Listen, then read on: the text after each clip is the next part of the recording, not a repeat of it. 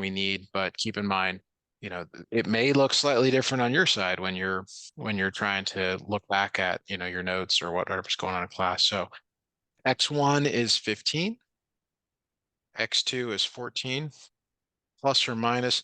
Now this z is the critical value for a 95% confidence interval. D is 0.95, which means that alpha is 0.05. It's a two-sided, so we're going to divide that by 2, 0.025.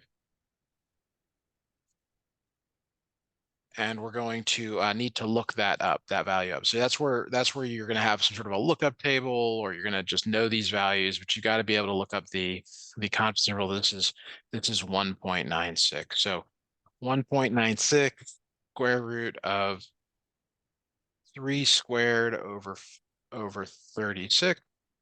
Sorry, that's a square. Now it looks like a 32. Hey, Yazzie, can you look for the formula sheet real quick, please? Where?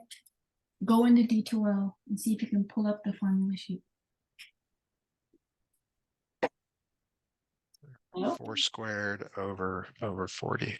So I'd encourage you to try these calculations with me. They're a bit more complicated than just sort of the standard 4-function calculator calculations. So, we talked about earlier, maybe mentioning that to your instructor, or making sure you can use a calculator.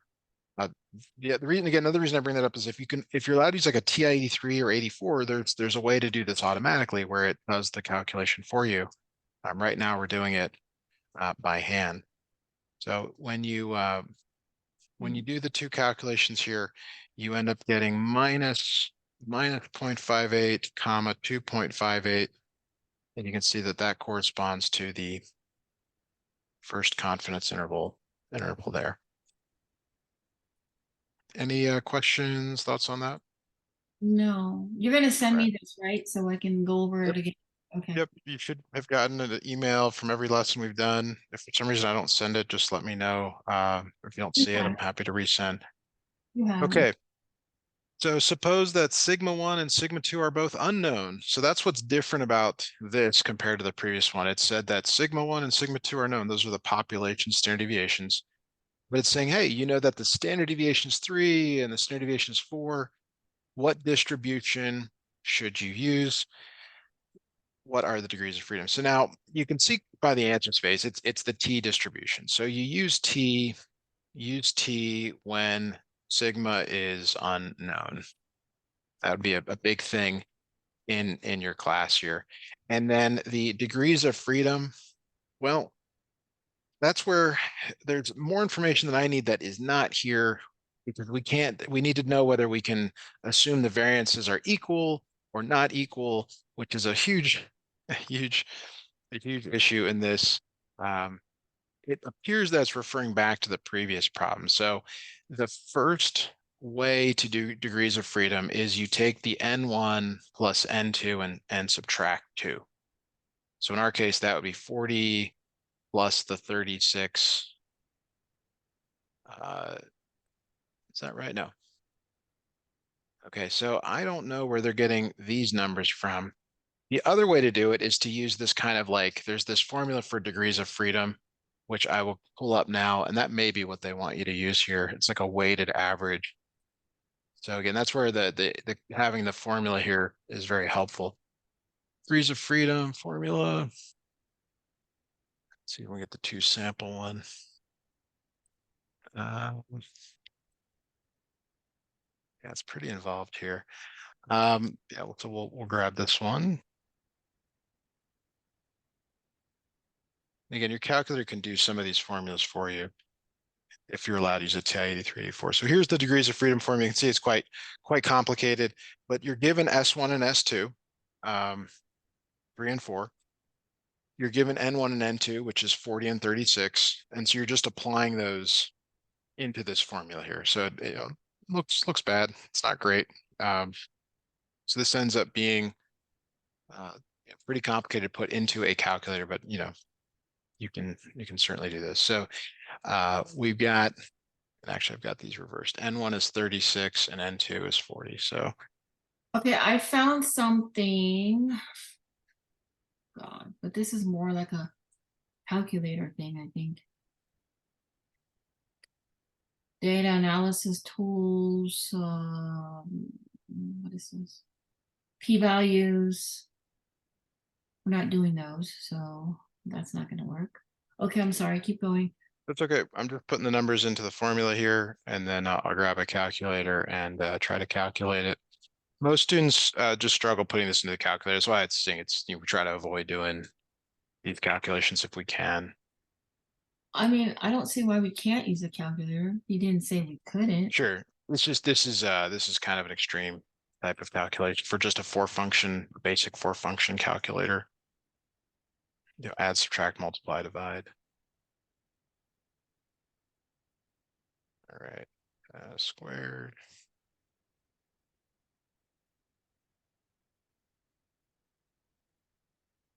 $16 for 40 squared. What's Oh, the formulas? Go back to like week two yeah. So or three or something.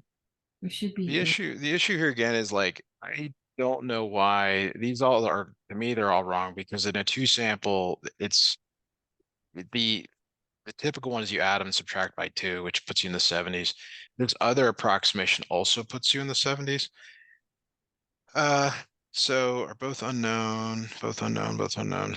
Yeah. Um,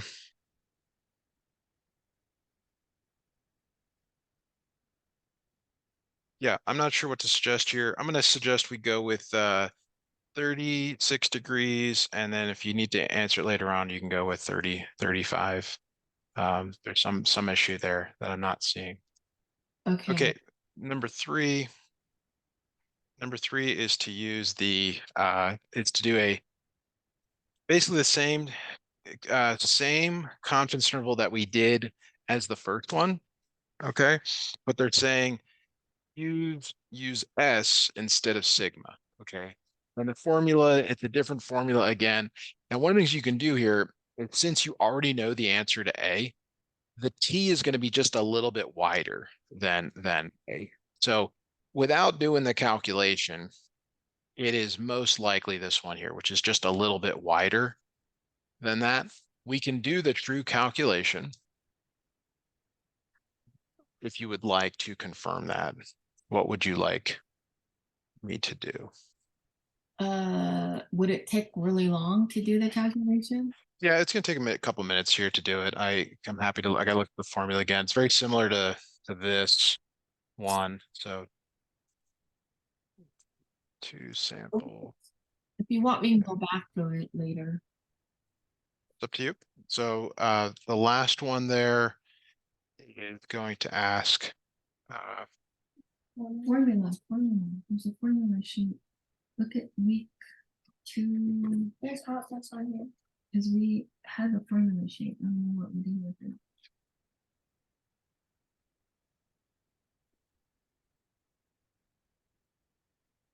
Formula sheet. So what week is that? Because he has to see it. Exam 1, Exam 1. due Thursday night. That's the formula. Okay, hold on. I think we found something.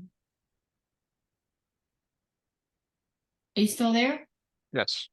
Okay. So for number 4, the confidence interval contains 0. You want this one, the formula sheet, but that Yeah, doesn't. if you can download it and drop it in the chat or send it by email, that would be helpful. To let me know when you're ready for us to talk about question 4.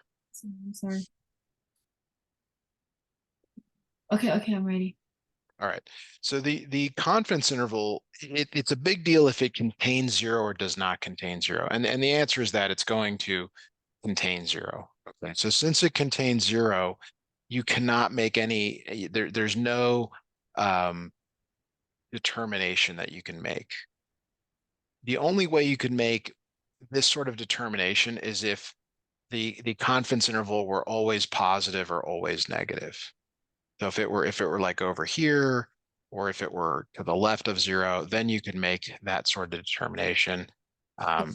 So this is a false, because it's right in the middle. You cannot. Okay. So I'm gonna turn it in and see what happens, huh? Okay, sounds good. Okay, let's see.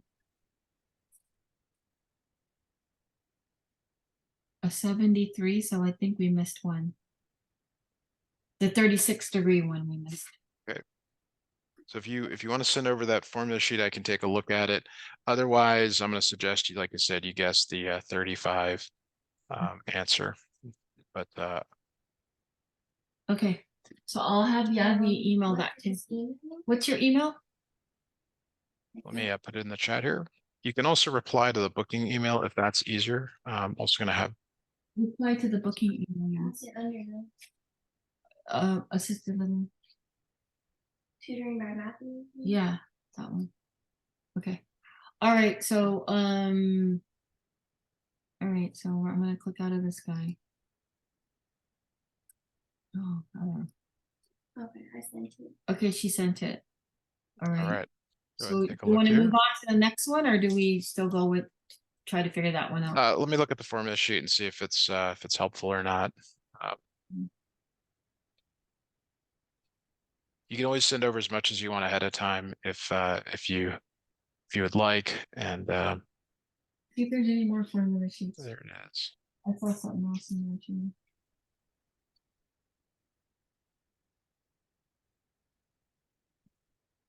Yeah, so this is great. This just doesn't help us for today. So this is stuff you would have seen earlier in the course. So it's up.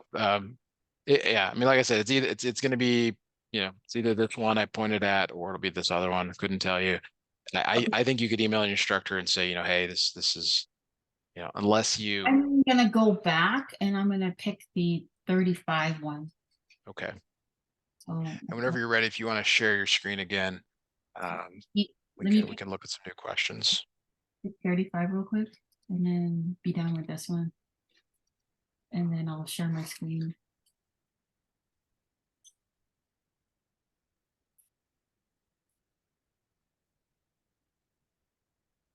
Oh, crap, it won't let me back in. Okay, so let me pull up the second one. Okay, so oh man, I'm gonna need the thing for this one too, probably. Okay.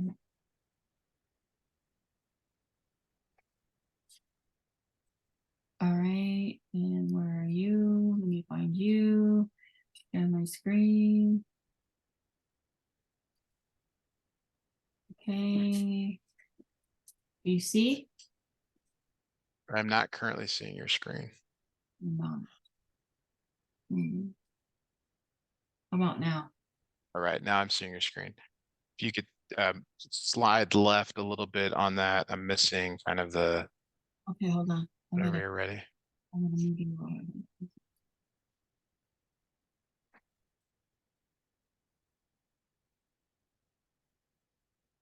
Okay. All right, You- yeah, I can grab some snips from this. Oh, there's only All three. right, 3 questions. That's cool. If you can scroll down to question 2.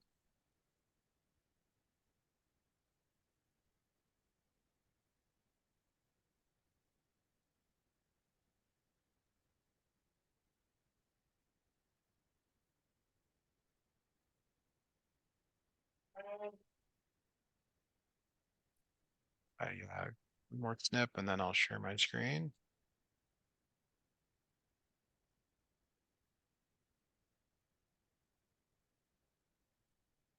All right, so we're moving into hypothesis testing. We go ahead and share my screen now.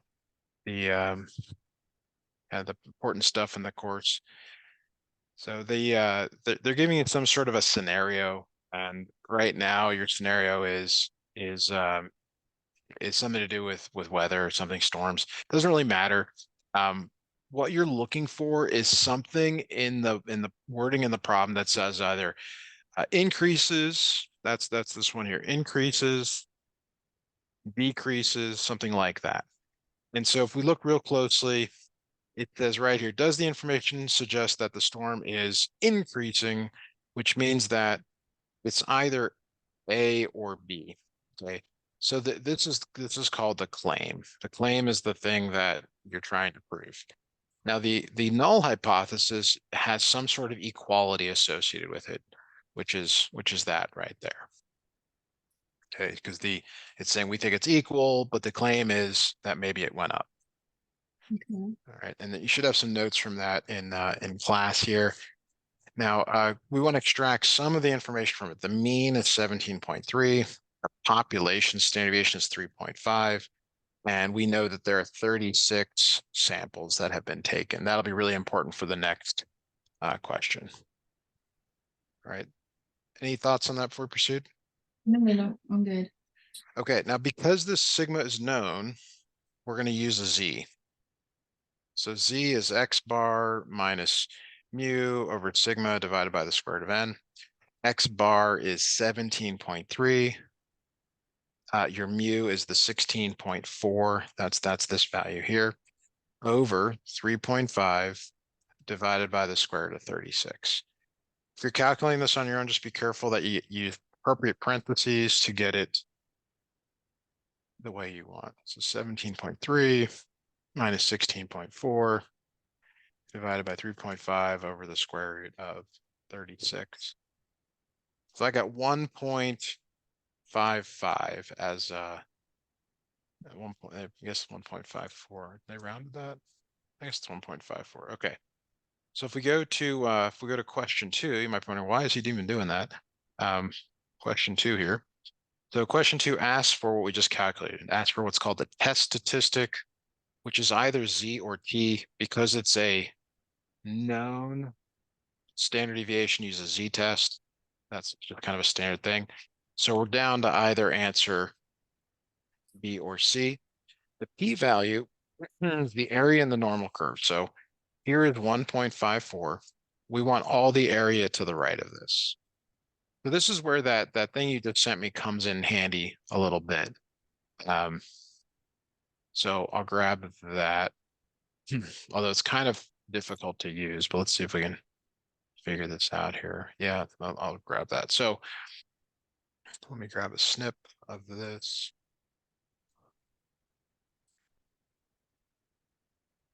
All right, so one of the things about the Z table is that they all, different books have different ways of presenting it. This book always presents what's called the left tail of the distribution. And your Z value is 1.54. There's 1.504. So you're looking at this one right here. But that's the area in the left. This is 0.9382. You want the area over here, which is 1 minus 0.9382. So you have to be able to subtract from 1.0618. When you 1 minus 0.9382 is 0.0618. And that's this third answer here.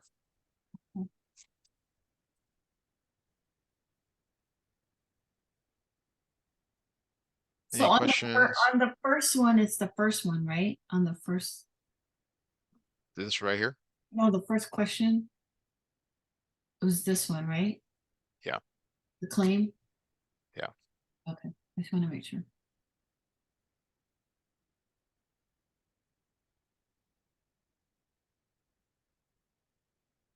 Okay. Next question here. It's a pretty simple thing to remember, and then to actually get the answers a little bit harder. But this is the most important thing in this course. If the p-value is less than alpha, you reject the null hypothesis. Okay. This is like probably the most important thing that in this course. Your p-value is 0.0618. Your alpha level is given somewhere in the problem. They're all the same in this answer space. But if you go back to the actual problem, I'm sorry for all the scrolling. It says right there, there's alpha of 0.01. So if your p-value is less than alpha, you reject. But in this case, it's not less. So if your p-value is greater than alpha, you fail to reject. So it's the last one? Well, we fail to reject, so it's either the first or the third. And then there's always this relationship between fail to reject, and then there is or is not. So if you fail to reject, there is not. Like these go with each other. Oh, Oh, because the other one says enough evidence to suggest. Yes, yes, just one word different. Very, very easy to choose the wrong one on that. Okay. Alrighty. Everyone see.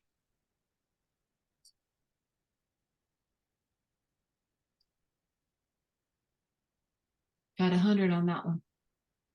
All right, whenever you're ready, if you want to share your screen again, we'll keep charging ahead here on these. Okay.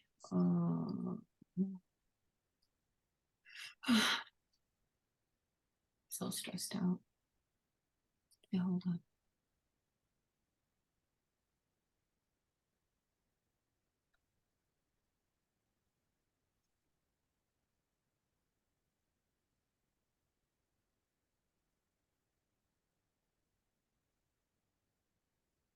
Mm. Alrighty.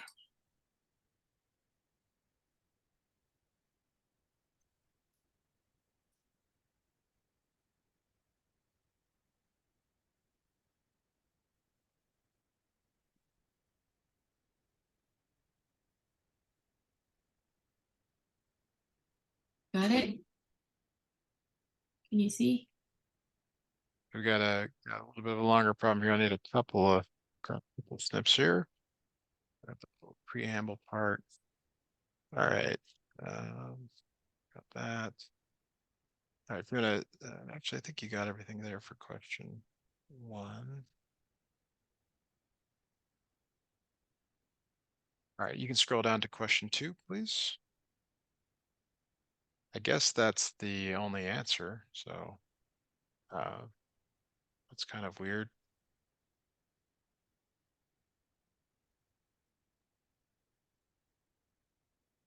Oh, they actually want you to calculate the next one, I see. Kind of them. Mm. All right, you could scroll down to where it says hypothesis testing. Let me get that stuff at the top there.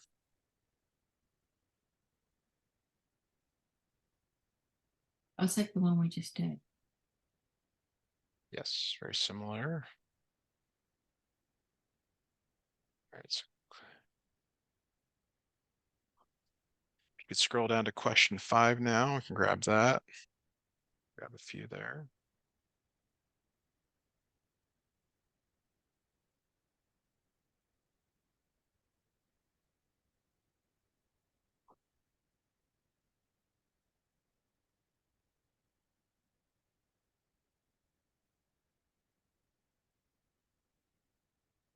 All right, I got 7. So if you want to scroll down a little bit, grab the next set of information there.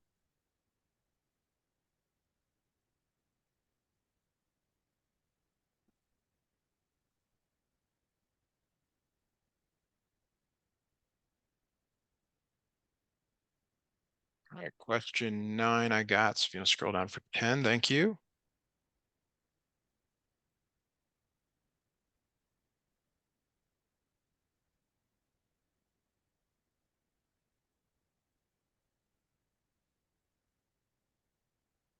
Yeah, I grabbed 11. If you want to go down, got the last couple.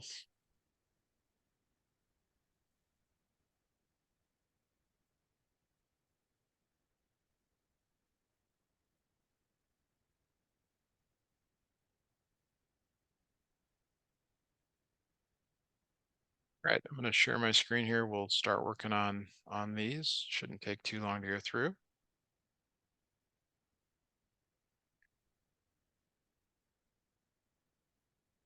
All right, let me click the right buttons here. All right, so they're giving you some sort of scenario again. Doesn't really matter what it is, blah blah blah, some sort of thing about knee surgery. They're giving you the samples, they're giving you the means, they're giving you the sample standard deviation, which means we know that it's a t-test. T-test because the population standard deviation is not unknown, or is not known. Now we Okay. get to the actual question. So it says a whiteboard meeting follows, and they said, hey, this is the answer. I don't know. It would be better. Uh, hmm, better to say the average of the two means. No, that's not quick. Margin of error. That 6 should be used.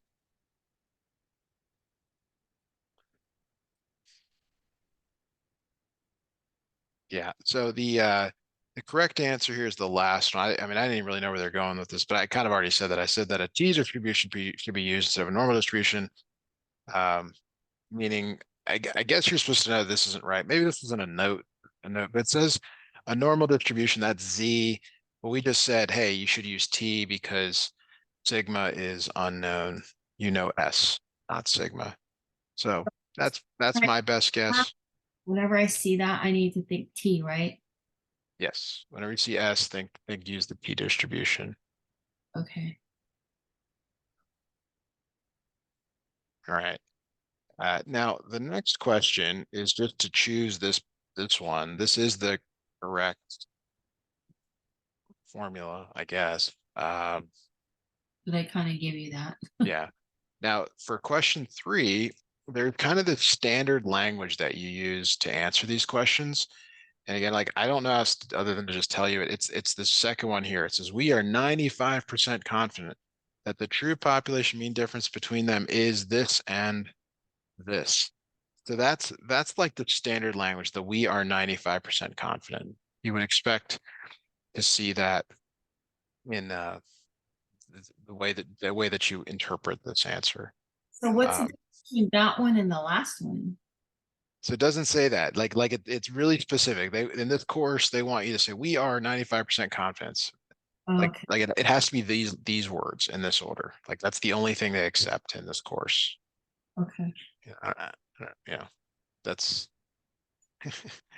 just the way it is. All right, so the next problem here, they have this little preamble.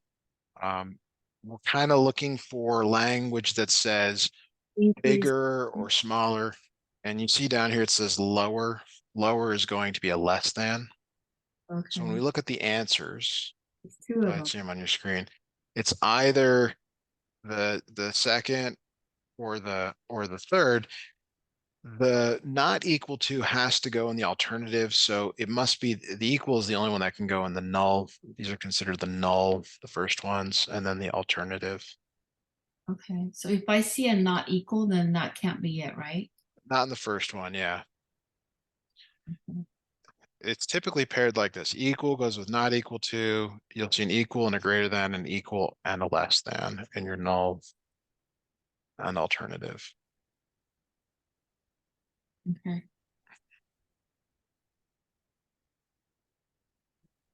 All right, so the next thing is, again, notice that it's a sample standard deviation. That's S. Uh, that means that you're going to use a P distribution. And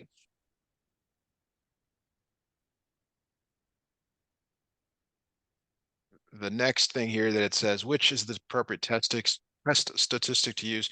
We know it's the t-test, but which one is it? Is it the one with 6, 5, or 8 degrees of freedom?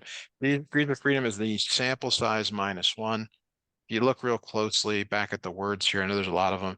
It says that there are six, six tests. So n is 6. That means our degrees of freedom is 6 minus 1 or 5, like that. Right. And we're subtracting it from one because of the deviation. Nope, that's just a known formula. It should be on a formula sheet somewhere in your course. Um, if you ever end up finding it, I'm happy to reference it. I Oh, like no. to snip in the formulas from your sheet because then you see them on your sheet the way they're presented, rather than my handwriting, which is not the best. So, all I'm always right, gonna now we subtract it from one, right? say that again. When they ask me that question, I'm always gonna subtract it from one. Well, Because n the answer is that's because it's a one sample t-test. okay. For a 2 sample t-test,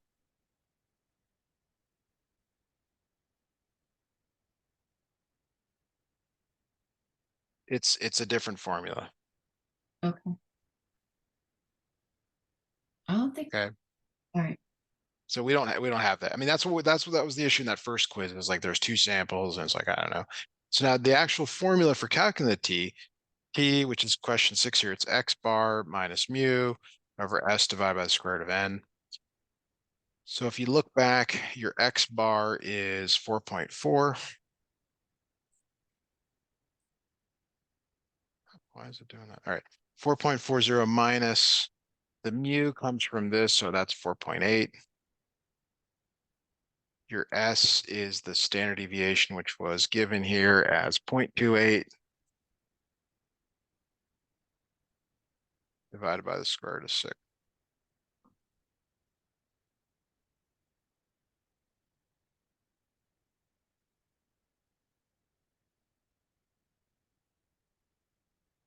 so it's one of the T's, right? Yes. Okay. So it ends up being t equals minus 3.50, which is whichever one it is. Well, they say 3.49, close enough. So it looks like that one there. All right. So without doing any calculations, that p-value is pretty small. You're going to reject the null hypothesis in this case. All right, let's see if we can quickly get through the rest of this. All right, so again, you're looking for some sort of wording that says like, is this different or greater than or not greater than? Different is a not equal to, which is down here. You might say, hey, there's two not equals twos, but the original has to be a null there, an equal to. Okay, so different means not equal to. Yes, yes. Question 9 here. Since n equals 36, it's reasonable the mean follows a normal distribution. This depends on the instructor. Uh, Typically, it has nothing to do with the sample size, but some instructors feel differently than that. It depends on whether the population standard deviation is known. I would say false here. You can always change that back to true if that ends up not being. Hang on just a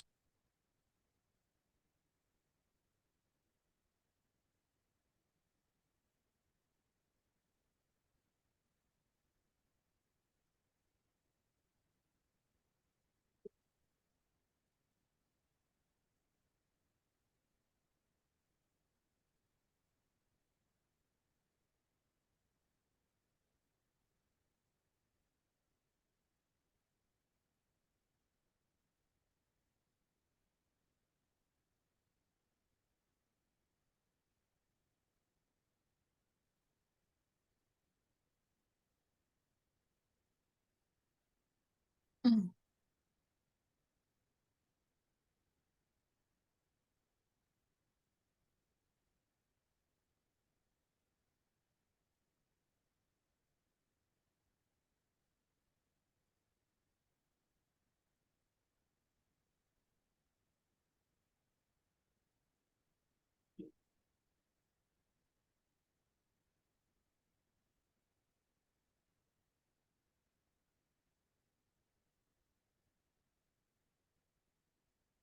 I'm back here.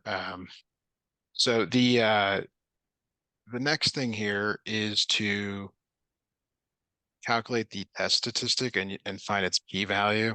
So the it is a z because the sigma is known. So it's x bar minus mu, the sigma divided by square root. I'll be right back with you. We will finish this off. Okay.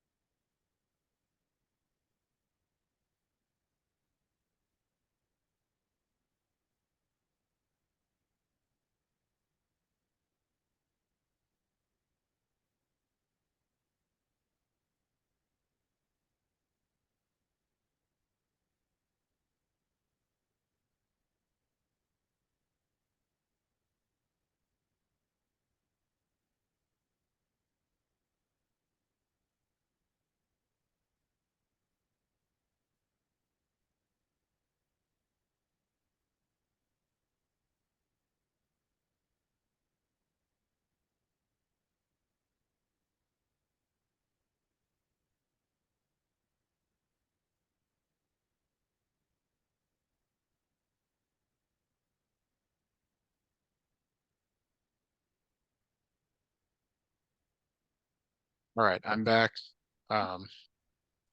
So the mean here is 10.8 minus 11.1 over, and then we're looking for the standard deviation, which is 600 divided by the square root of 36. All right. So we got to calculate that.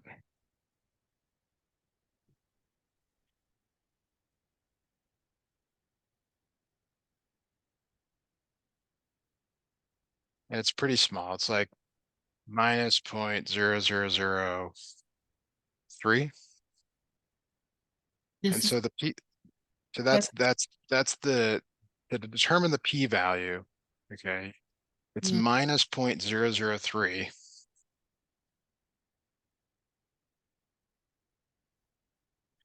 And we're doing so we're calculating the area here and here, which is pretty large. So it's going to be greater than this, just as a simple answer here. okay.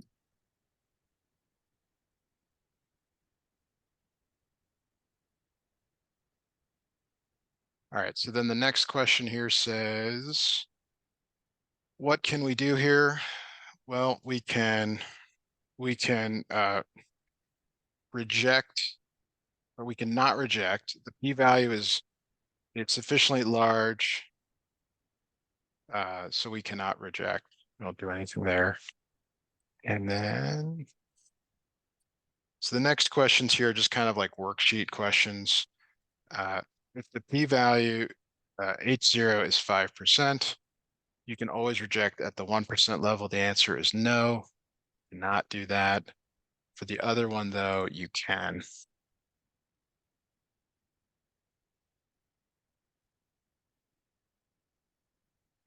So, all right. We do have to stop there for today. I'm going to go ahead and stop the recording.